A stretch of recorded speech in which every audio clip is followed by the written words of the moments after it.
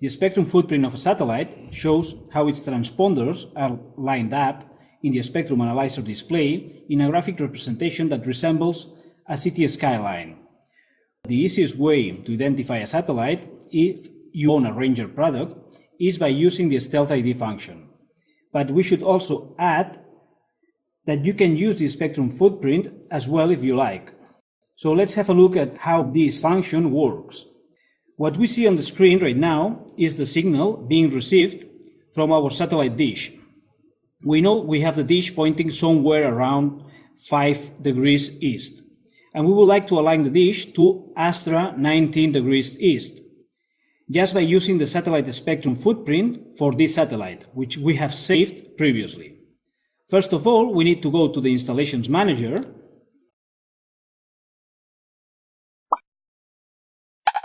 select the installation where we have saved this footprint, select Data Captures,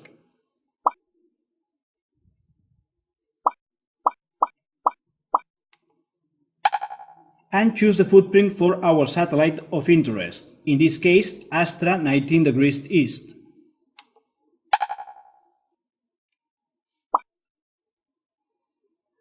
As we can see, the corresponding spectrum footprint is now showing on the screen, and we will use it as a reference to find Astra 19 degrees east satellite. Now we activate DISEC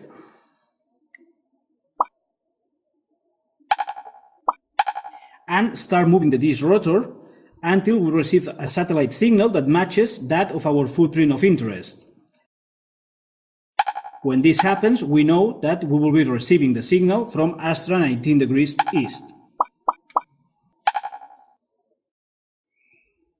The best way to create your own footprints is the following. First, we need to go to the Preferences menu,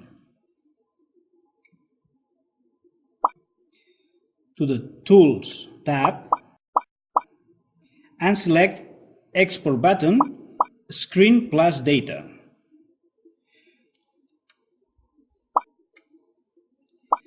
Now we go back to the Spectrum Analyzer mode, move the dish until we receive the signal from the satellite we want to take the footprint from, and we press the Screenshot button.